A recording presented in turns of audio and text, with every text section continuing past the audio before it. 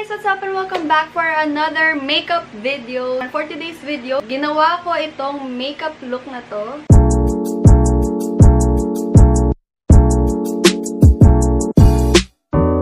This makeup look is my everyday Insta makeup look. So, ito yung ginagawa kong makeup look kapag gusto kong mag-picture-picture, pang-post sa Instagram. Hindi lang naman sa Instagram, sa lahat ng social media accounts ko. And minsan, ito na rin yung ginagawa kong makeup look sa mga events, sa mga photoshoot ko. Ayan, ilalagay ko dyan yung mga photoshoot ko na ito yung ginawa kong makeup. So, if you guys wanna see how I did this makeup, and if you guys wanna know the products that I used in this video, then just keep on watching.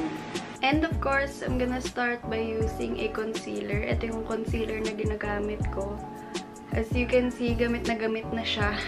Naglalagay lang ako sa mga areas na kailangan kong i-conceal. And tuldok-tuldok lang ako maglagay nito, guys, kasi super high coverage na siya. And then I'm gonna blend that out with a brush.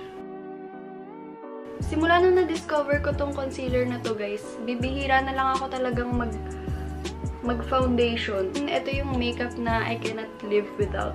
Kasi dati, super hirap na hirap akong mag-cover ng mga dark circles ko, ng mga pimple marks ko. Pero with this concealer, talagang tagong-tago siya, bes.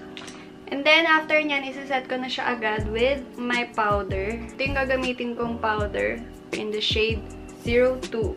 Ito yung ginagamit kong pang-set ng aking concealer. Kasi parang natural lang siya tingnan.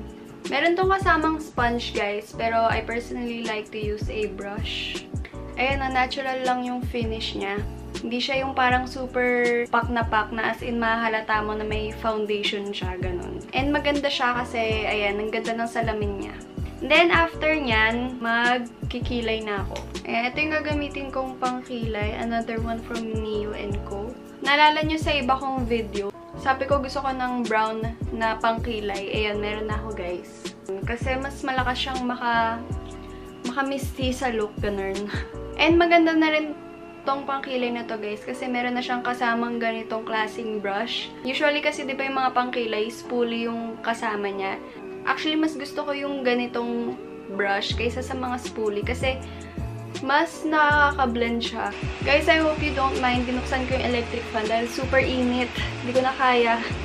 And super dali lang gamitin itong pangkilay na to. As in, makokontrol mo talaga yung product na nilalagay mo. Maganda rin siya for makeup beginners like me. So, after nyan, mag-eyeliner lang ako, guys. Kasi kapag yung mga ganitong pang picture-picture na makeup, naglalagay ako ng eyeliner sa loob ng mata. This is the Metita Okchi Eye Pencil in the shade 03. Magta-tight line lang ako, guys. Ano siya, dark brown siya. Ayoko kasi nung super black talaga. Pang ibang makeup look naman yung super black talaga na. Tapos lalagyan ko na rin siya ng konting wing.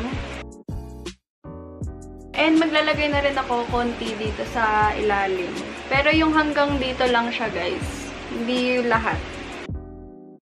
Ayan, ganyan lang. Para mabuhay yung ating mata. So, after nyan, magka-curl lang ako ng aking lashes.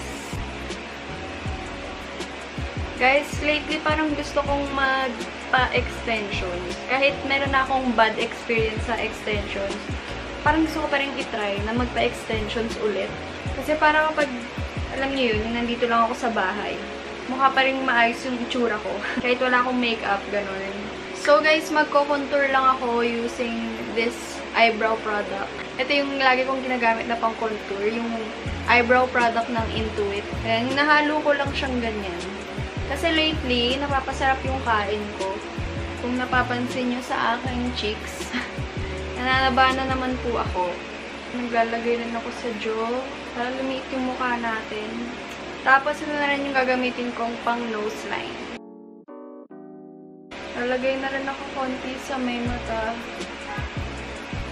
para may shadow naman siya. And then next, mag-blush on na ako. Ito yung blush on na gagamitin ko, Pretty Blush, in the shade Pink Glow. Ayan yung laman niya, guys. Meron siyang darker shade of pink, and then meron siyang light shade ng pink. And yung light shade ng pink niya, guys, meron siyang shimmer lang. Ayan. Ayan.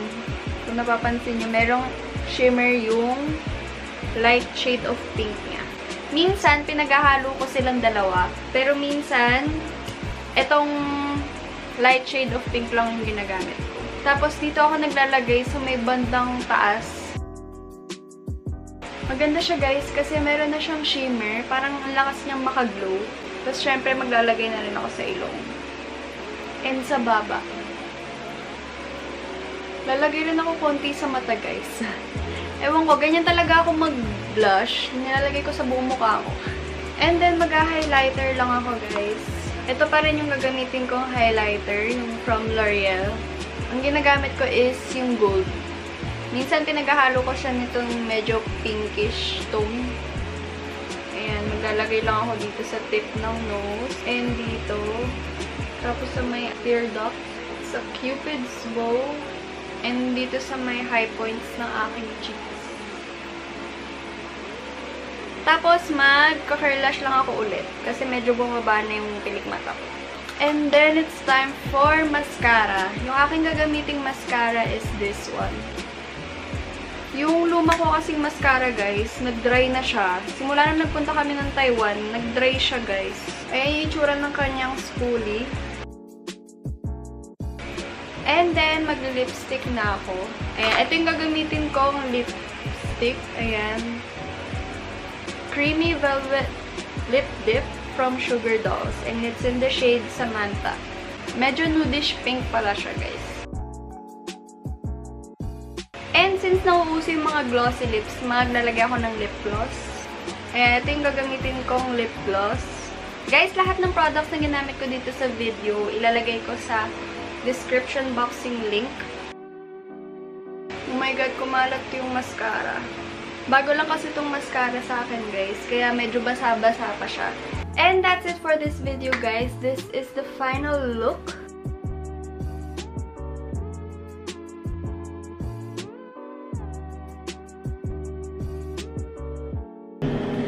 Oh! Kala nyo, tapos na, no? So, ayan, ipapakita ko na rin sa inyo in this video kung paano ko tinatanggal ang aking makeup, how I get unready. Kasi sa mga ganitong klase ng makeup, yung pag meron akong mascara, tapos konting eyeliner, yung mga eye makeup, medyo mahirap tanggalin yan. So, ayan, ipapakita ko sa inyo kung paano ko siya tinatanggal. Naalala nyo ba, guys, yung travel skincare routine ko? Ayan, yun pa rin yung mga gagamitin kong products.